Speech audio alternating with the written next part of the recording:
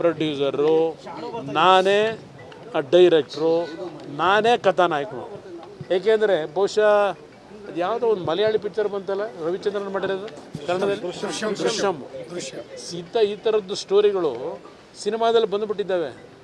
ಇಂಥ ಸ್ಟೋರಿಗಳಿಗೆ ಕಥಾನಾಯಕನೂ ಬೇಕಲ್ಲ, ಒಬ್ಬ ಕಥಾನಾಯಕನ ನನ್ನನ್ನು ಮಾಡ್ಕೊಂಡವ್ರಲ್ವಾ ಶಿವಕುಮಾರ್ ಅವರು. ಸಂತೋಷ, ಕಥಾನಾಯಕನಾಗಿ ಅಕ್ಸೆಪ್ಟ್ ಮಾಡ್ಕೊಂಡವ್ರೆ, ಇರಲಿ ಬನ್ನಿ. ಪ್ರೊಡ್ಯೂಸರು, ನಾನೇ ಡೈರೆಕ್ಟ್ರು, ನಾನೇ ಕಥಾನಾಯಕರು.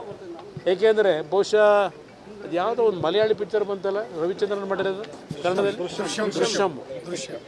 ಈ ಥರದ್ದು ಸ್ಟೋರಿಗಳು ಸಿನಿಮಾದಲ್ಲಿ ಬಂದುಬಿಟ್ಟಿದ್ದಾವೆ.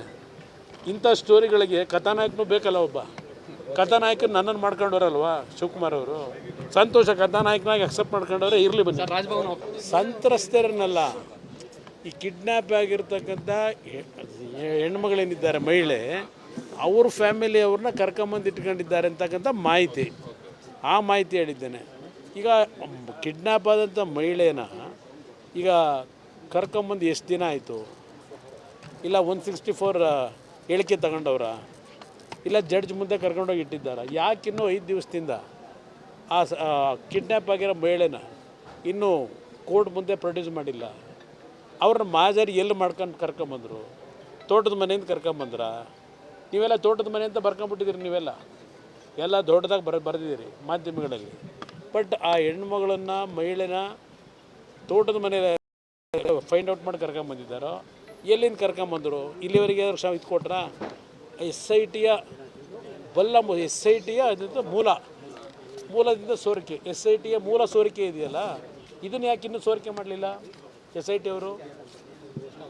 ಈ ಹೆಣ್ಮಗಳನ್ನ ಕರ್ಕೊಂಬಂದಾಗಲೇ 5 ದಿವಸ ಆಗಿದೆ. ಇಲ್ಲ ನಡಿ, ಈಗ ಶುರು ಮಾಡೋಣ.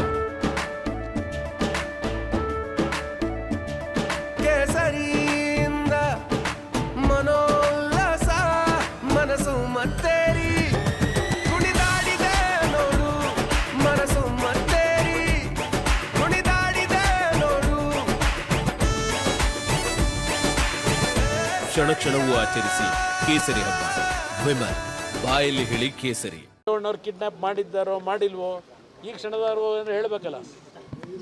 ಇವತ್ತವ್ರಿಗೂ ಏನು ಹೇಳಲಿಲ್ಲ. ರೇವಣ್ಣ ಅವ್ರ ಮೇಲೆ ಇರ್ತಕ್ಕಂಥ ಅಪಂದ ಏನೀಗ? ಅದೇ ತಾನೇ ಈಗ ಕಿಡ್ನ್ಯಾಪ್ದು 5 ದಿವಸ ಆಯ್ತಲ್ಲ ಹೆಣ್ಮಗಳು ಕರ್ಕೊಂಬಂದು. ಇನ್ನೂ ಯಾತಿಗೆ ಸತ್ಯ ಹೊರಗೆ ತಂದು ಕೋರ್ಟ್ ಮುಂದೆ ಇಡ್ತಾ ಇಲ್ಲ? ಸೋಮವಾರದವರೆಗೂ ನಮಗೆ ಇನ್ನೂ ಎಂಥದ್ದು ಅಬ್ಜೆಕ್ಷನ್ ಹಾಕೋಕ್ಕೆ ಟೈಮ್ ಬೇಕಂತಲ್ಲ. ಅಂದರೆ ಇದರ ಅರ್ಥ ರೇವಣ್ಣ ಅವ್ರನ್ನ ಇನ್ನೂ 3 ದಿವಸ ಜೈಲಲ್ಲಿ ಇಡಬೇಕು. ಹಠ ಸಾಧನೆ ಆಗಬೇಕಲ್ಲ ಅವ್ರಿಗೆ, ದ್ವೇಷ. ಇದು ನಡೀತಿ. ಇದಷ್ಟೇ ಇವ್ರಿಗೆ ಬೇಕಾಗಿರೋದು. ಸತ್ಯಾಂಶಗಳು ಹೊರಗೆ ಬರೋದಾಗಲಿ, ಯಾರಿಗೆ ಇದರಲ್ಲಿರ್ತಕ್ಕಂಥ ವ್ಯಕ್ತಿಗೆ ಶಿಕ್ಷೆ ಆಗಬೇಕು ಇವ್ರಿಗೆ ಬೇಕಿಲ್ಲ. ಬಹುಶಃ ಜೂನ್ 4ನೇ ತಾರೀಕು ಆದಮೇಲೆ ಈ ಸಬ್ಜೆಕ್ಟ್ ಸತ್ಯ ಹೋಗುತ್ತೆ ಅನ್ನೋ ಗೊತ್ತಿರೋ ಮಾಹಿತಿ. ಆ ಮಾಹಿತಿ ಹೇಳಿದ್ದೇನೆ. ಈಗ ಕಿಡ್ನ್ಯಾಪ್ ಆದಂಥ ಮಹಿಳೆನ ಈಗ ಕರ್ಕೊಂಬಂದು ಎಷ್ಟು ದಿನ ಆಯಿತು? ಇಲ್ಲ 164 ಹೇಳಿಕೆ ತಗೊಂಡವ್ರ, ಇಲ್ಲ ಜಡ್ಜ್ ಮುಂದೆ ಕರ್ಕೊಂಡೋಗಿ ಇಟ್ಟಿದ್ದಾರೆ. ಯಾಕಿನ್ನೂ 5 ದಿವಸದಿಂದ ಆ ಕಿಡ್ನ್ಯಾಪ್ ಆಗಿರೋ ಮಹಿಳೆನ ಇನ್ನೂ ಕೋರ್ಟ್ ಮುಂದೆ ಪ್ರೊಡ್ಯೂಸ್ ಮಾಡಿಲ್ಲ? ಇಲ್ಲ ರೇವಣ್ಣವ್ರು ಕಿಡ್ನ್ಯಾಪ್ ಮಾಡಿದ್ದಾರೋ ಮಾಡಿಲ್ವೋ ಈ ಕ್ಷಣದವ್ರಿಗೂ ಏನಾರು ಹೇಳಬೇಕಲ್ಲ. ಇವತ್ತವ್ರಿಗೂ ಏನು ಹೇಳಲಿಲ್ಲ. ರೇವಣ್ಣ ಅವ್ರ ಮೇಲೆ ಇರ್ತಕ್ಕಂಥ ಅಪಂದ ಏನೀಗ? ಅದೇ ತಾನೇ ಈಗ ಕಿಡ್ನ್ಯಾಪ್ದು 5 ದಿವಸ ಆಯ್ತಲ್ಲ ಹೆಣ್ಮಗಳು ಕರ್ಕೊಂಬಂದು.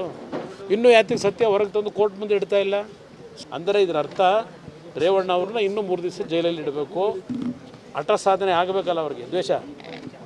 ಇದು ನಡೀತಿ. ಇದಷ್ಟೇ ಇವ್ರಿಗೆ ಬೇಕಾಗಿರೋದು. ಇನ್ನೇ ಬೇರೆ ಮಹಾನ್ ಕೃಷ್ಣ ಬೈರೇಗೌಡರೊಬ್ಬರು ಈಗ ಎಂಟ್ರಾಗವ್ರೆ. ಕೃಷ್ಣ ಬೈರೇಗೌಡರು, ಇನ್ನೊಂದು ನಮ್ಮ ಮಂಡ್ಯ ಲೀಡ್ರು, ಅಲ್ಲಿಂದ ರಾಮಲಿಂಗ ರೆಡ್ಡಿ ಅವರು, ಸುಧಾಕರ್ ಅವರು, ಎಲ್ಲ ಒಕ್ಕಲಿಗ ಸಮಾಜದ ಮಂತ್ರಿಗಳು ಸೇರಿದ್ದಾರಲ್ವೇ.